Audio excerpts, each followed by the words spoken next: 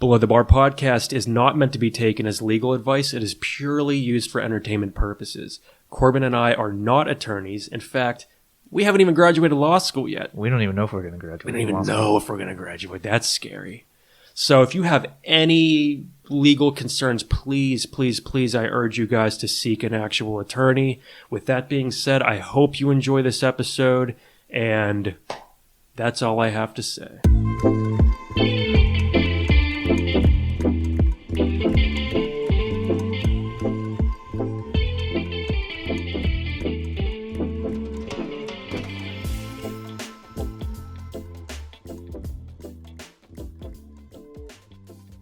Hey guys, welcome back to Below the Bar podcast. With me, as always, is my co-host Corbin. How's it going, guys? And we got a contracts case here for you guys. I hope you like snake oil because this is Carlill v. Carbolic smoke ball.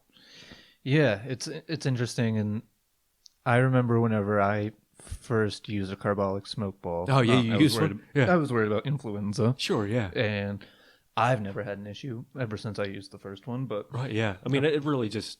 Before, you were actually like a puddle of a human. And then influenza. You were actually influenza. Yeah, and then I used it, and now... It shaped you into who you are. Yep. Wow. And that's one of the great things about Carbolic smoke bombs, but obviously there are some negatives, which we'll be hearing about. Oh, we'll touch on. But first, I mean, again, as always, let's just kind of... How are you? Oh, pretty good. Annoying neighbors... Trying to get out of my lease because of them. But other than that, pretty good. How about you? I'm good. I'm all right. I can resonate with the annoying neighbors part. I'm ready to not have neighbors. Yeah. Like, I don't know. Just, guys, if you live anywhere that you have neighbors touching your wall, just leave. It sucks eventually. Just remove the wall.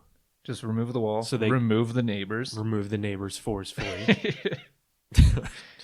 We're just going to get a lot of people in trouble. Yeah. I saw the stupidest thing I've ever seen this past week. And it's old news now, I know, because of how fast everything moves. But I still just have been thinking about it for like 2 weeks now. All right.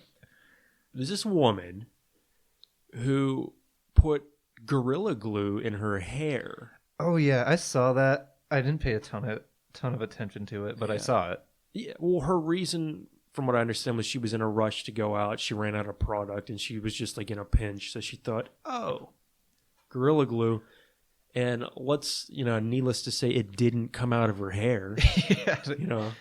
I mean, what happened? Like I said, I didn't really read up. Did they have to shave her head? No, basically what happened was she tried like water. She tried all this alcohol, all this different, nothing worked. Wild. So she went to the emergency room.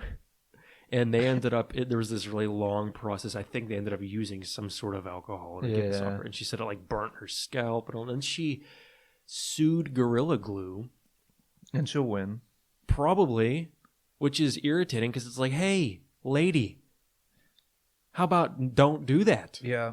I hate when people win these cases that it's like they shouldn't. But they're going to because... Well, there wasn't a warning to not put Gorilla Glue in your hair. You should just know it's common sense. And it's like... I hate it. It just annoys me so much. We shouldn't have to keep the slowest people with us. It's like, go away. It's go away money. It's literally just here. Yeah, and I'm sorry if you don't understand that you shouldn't put Gorilla Glue in your hair. There's the case about the two girls that got fat because they ate McDonald's. Yeah. And... They sued McDonald's. Sorry. Yeah. Like, you ate McDonald's every single day. That was their thing. They were like, we went to McDonald's after school every day. And this is what happened. And then we gained a bunch of weight. It's like, well, that's generally what happens. But they won. It's not a secret. I mean, if you could Gorilla Glue, I could Gorilla Glue my face to your face. Yeah, okay? It doesn't mean I want you to. You don't? No. Damn, man. What? I mean, we could get some money out of it. But... Yeah, we could. Yeah, we could Gorilla Glue our faces together and be like, hey, look. Yeah, I don't know. I know I'm ranting, but it just annoys me to no end that there can be these insane common sense issues that they go and they're going to get awarded a bunch of money. No, rant. That's why I brought it up, man. I was watching this video. Paige showed it to me, and the whole time I'm sitting there just my mouth open like, what? This is the stupidest thing I've ever seen. Yeah, it's dumb. And I've seen some stupid stuff. I've done some stupid things. I mean, like, I have glued my hands together. Yeah. But that was with the assumption that once I did that, they were going to be stuck and I would have to peel them apart. I didn't think they were going to be just normal. With like Elmer's school glue, right? I've done super glue, just out of boredom. But like, I also knew what the end result was going to be. I didn't sue Gorilla Glue or Super Glue for my hands sticking together. Like, I just ripped them apart and you just go went about my day. Yeah.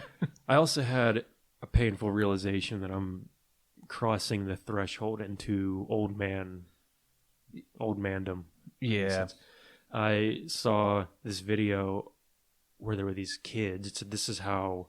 What's the generation below millennials? Z. Z. Yeah, I think so. I think it's Z. And it was like, this is how Gen Z. This is what they do for fun. And it was basically these kids doing TikTok dances on a stage with a bunch of other kids watching them. And I was like some disgruntled old man. I was sitting there on my sofa like, I don't understand. Who would watch this? What are these? But then they have like 9 million followers on TikTok for no reason. This is so stupid. I mean, we bring valuable conversation to the internet every single Wednesday, and we do not have 9 million followers. No. We are the pinnacle of quality content. All right, guys. Step it up, followers. Come on. I mean, you can't get much better than a legal podcast. No, absolutely not. We're surely better than a TikTok dance, right? Dude, sometimes I feel like, and I'm only 30. I'm not old by any stretch. I get that. So before like anybody older listens to this and goes, "Oh, you're a kid," I know. But I'll still walk down the street sometimes, and just for no reason, I'll be like, "Oh shit!" Just for nothing's wrong. I don't hurt. I'm just existence. I think. Yeah. I have nightly sighs, just like getting ready for bed, and I'm just like, and then Paige will be like, "What's wrong?" Like, nothing. I'm just here. Nothing. It's just life. I'll get out of a chair and be like, "Oh goddamn!" Like, what? Just it hurts to move. That's been the best thing about pandemic is I don't have any pain because I never leave my couch. Yes, you're just completely sedentary and you don't have to worry about that. That's good. But we'll get into this case here. So, as I said, this is Carlill v. Carbolic Smoke Ball, and this was basically in 1800s, and I think they still exist, but this case is from 1893. This is basically a very early snake oil. Like how, like this miracle remedy to cure influenza. Yeah, and in my case, again, as I said earlier, it worked, but not for everyone, apparently. No, so. It's very... But even more than that, it was kind of like not only did it cure influenza, but also if you took it, you just wouldn't get it, correct? I think so. I think it was like a preventative, yeah. Yeah, because I think that's one of the big parts about this case is the fact that they offered money to people who would take it if they got influenza after that. Yeah, and that's really what this whole thing's getting. I think they also said that it prevented other diseases as well. I couldn't find anywhere what other diseases were claimed, but we'll just stick with influenza for now. Yeah. They definitely said that it would prevent you from getting influenza. So, you want to go through the facts here? Yeah, I can. So, this Carbolic Smoke Ball, I don't even know what the company's name. Was there a company's name? There was. I think it was Carbolic. It's the car. Okay. Yeah. I think so, yeah. I was gonna say. Anyway, so Carbolic Smoke Ball is supposedly this magical product that you take it and it either cures influenza or you can't get it after that. But Carbolic went on so much to even say, okay, well, we're gonna put 1,000 pounds into like a bank account or something, and then they had an advertisement which basically said, if you take this and then you still get influenza, then we'll give you 100 pounds. Yeah. And that was kind of... That's really the gist. That was kind of it. There's not an elaborate fact pattern here. But Carlill takes a Carbolic Smoke Bomb, gets influenza. Yeah, Crazy. She used it frequently too. I think the instructions said to use it. Well, she ended up at least using it, I think twice a day for like 3 months or for a while, or 3 times a day for 2 months. It was some variation of 3. Yeah, it was a lot. But again, supposedly if you took this ever, you weren't going to get it again. She took it as she was supposed to. She ends up getting influenza. Yeah, and I also think it's important to point out here because at 100 pounds, people are like, what? That's okay, whatever. But that was in 1893, and I actually went through and tried to figure out what that would equate to. And obviously, this was a case in the United Kingdom, so we're talking about pounds here. But so if you were to take that in today's money, 100 pounds would equal 12,934 and 58 cents, I guess, in pounds. Pounds, yeah. And if you were to translate that to your United States dollars, that would be the equivalent in today's money of $17,860.88. So they were offering a pretty substantial amount of money. So like a good chunk of change. Yeah. Yeah, and that's it. Basically, if you use this product according to the instructions, and if you end up getting the flu, we're going to give you 100 pounds. Right. Got it. So she gets the flu. She ends up writing to Carbolic and basically says, hey, you guys are in debt to me. You owe me 100 pounds. And they just didn't respond at first. I think the first 2 times she tried to reach out. And finally, the company writes back to her on her 3rd try to get in contact with them and basically just says, you're out of luck. We're not going to pay you. Yeah, well, there was no contract. They told her to come down to the office to ensure that she was even using the product as instructed. Right.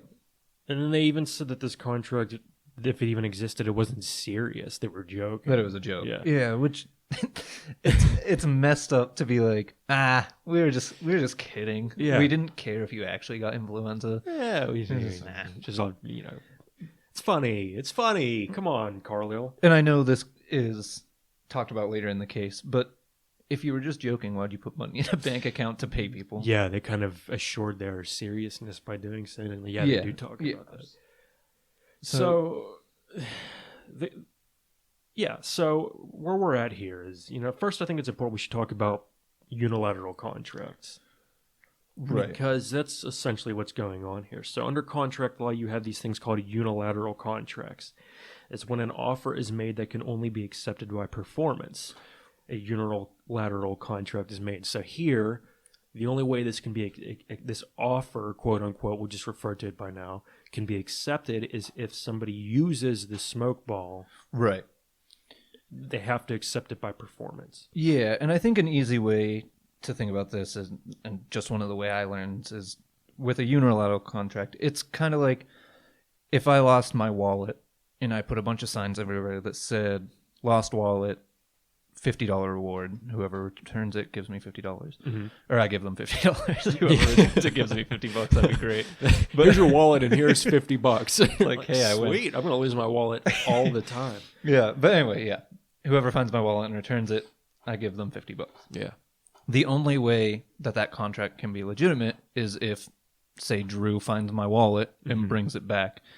That's how a unilateral contract works, is one person basically says, hey, if you do this, you'll get this in return, and then in order to accept it, you do the thing. Yeah, well, I mean, if I got to give you $50, you're out of luck, man. I'm not getting you. Yeah, that's part of the contract. Damn, suckered into it. Yeah, I mean, exactly. That's actually I like that. So, a commonly used example. Well, I'm not even going to give that because Corbin just gave a great one himself. Mine was better. Yeah, yours was better than anything that I could come up with here. So. But a couple of general rules here. The performance must be completed, and any preparation for the performance does not count as sufficient performance. So I couldn't be like, all right, I'm getting my flashlight and my... I was looking for your wallet, but I didn't find it. Yeah, so give me... here's $50. Yeah. And if the offerer wishes to revoke a unilateral contract, they must give express revocation before the performance begins. So I can't be like... with my flashlight looking for your wallet, and then you'd be like, hey, I'm just... Gotcha. Yeah, gotcha. And it would have to be expressly written, even if you were to do so. Right. So, yeah. That's basically how a unilateral contract works. Yeah. That's the type of contract that is in question in this case, yeah. Contrasted with a bilateral contract, which can be accepted either by a return promise or some... act of performance. Right. Yeah. So getting to the court's holding here. So just to kind of, before we move on to that, we can just kind of say again, summarize basically what happened is Carbolic publishes these advertisements saying, use this smoke ball, get the flu, we give you £100. Right. Carlill does so, gets an influenza, says she wants her money, and they say, take a hike. So then, she sues. Right. Well, her husband sues. Because at that time, you women were not allowed to sue. Not sue. Yeah. Again, amazing things from centuries ago. Yeah. It's so strange. Yeah. I mean, sadly, that hasn't changed until very actually recently in the current scheme of things. But, and if I could go back. No, I'm just kidding. I'm really just kidding, guys. They were on to something. So, the court in their holding, they say, so Miss Carlill wins and she ends up getting her money, basically. We'll just put that out there. She wins, she gets her money, so we can all, before we get all up in arms and get our pitchforks and tiki torches out, we can just kind of, before we head back to 1890, whatever. Or wherever there was tiki, Charlottesville, is that? Charlottesville, yeah. So the court deems this advertisement here from Carbolic a unilateral offer, as we just talked about. Right. And that Carlill performed under the unilateral offer by using the smoke ball according to the instructions, thereby accepting their unilateral contract. Also, purchasing and using the smoke ball was valid consideration. So basically, because to have a valid contract, what do you need? Consideration. So this isn't an episode about consideration. We can do one about consideration, but basically this for that. I gave you value, you give me value. And the value here of her even giving the company money to have the smoke ball was alone valid consideration. Which makes sense in my opinion. Yeah. And then the other says, when the company assured that they put money away in an effort to show their commitment, they displayed their intent to be bound, thus invalidating their argument that this was not a serious contract. And that's what you touched on earlier. Right, yeah. And I just don't see how they were like, we can just argue this. Nobody will even think about that other bank account. Yeah. It's like, well, if you wanted that to be a defense, don't put the money in the bank account. And state it explicitly in your advertisement. It's the whole Harrier jet over again. We do a lot of contracts cases about is an ad an offer. Well, we got to switch. I don't know. We just kind of fell into that trap. No more. We guys don't suggest any. Actually, we're done with this episode. Let's get the hell out of here. I'm down.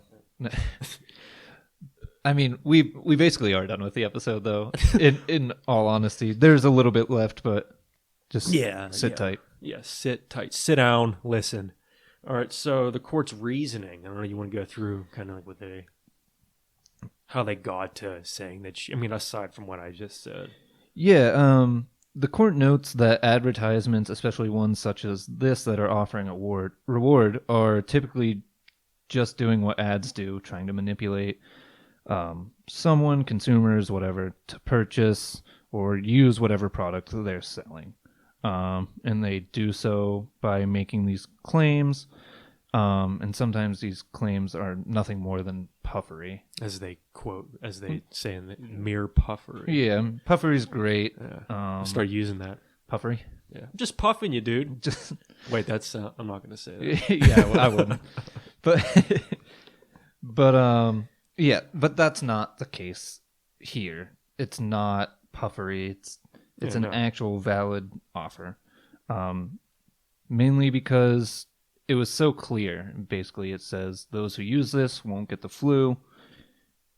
If you use it the correct way and you still get the flu, then you get this money, which we've already put into a bank account. Mm-hmm.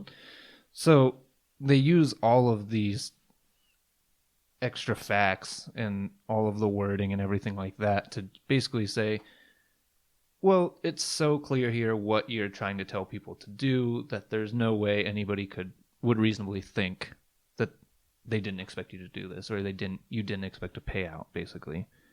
Yeah. Yeah, so I guess that's really it, correct?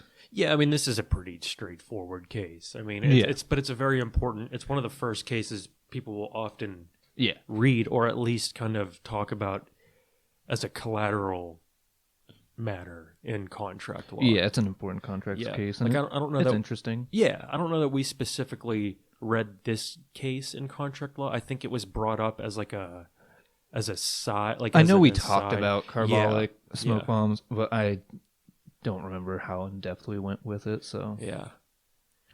But yeah, I mean, so basically, when you're making advertisements, be careful. Yeah. Don't say we put this money aside. Right. If you do that, don't do that if you don't want to give people the money. Yeah, I mean, basically, if you want people to buy your product or do certain things, but you don't want to have any ramifications, just make it very, very vague. Yeah.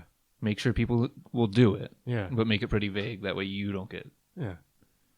Again, this isn't legal advice. We should just probably put that out there. Yeah, definitely. Yeah. I'm kidding. Yeah. Don't be vague. Don't be. You know what? Just do whatever the hell you want to do. All right. You'll deal with the. You'll deal with it. Yeah. The consequences are on you. Okay. We're not going to have a case where this person listened to our podcast and then went out and did something stupid that we were joking about, and now we're getting sued. Right. We do have a disclaimer at the beginning of every episode, so that's covering our asses. So, yeah. So shove it. But yeah, that's pretty much it. I mean, we could talk in circles about this case, but I think we pretty much covered it. As always, thank you for listening. I hope you guys enjoyed this episode. And you can check us out on YouTube, TalkShoe, Spotify, Apple Podcasts, and the Stitcher app. Instagram. I always forget one. Yeah. I always just sit here and listen, and I'm like going through, and I'm like, okay, that one. And then I'm like, I'll get the last one. That's why you're here. That's the backup. That's the only reason why. Understandable. I couldn't do this without you, Corbin. But I could. Okay. All right. Yeah. Well, all right, guys. Thank you for listening. And this case is decided. Open and closed.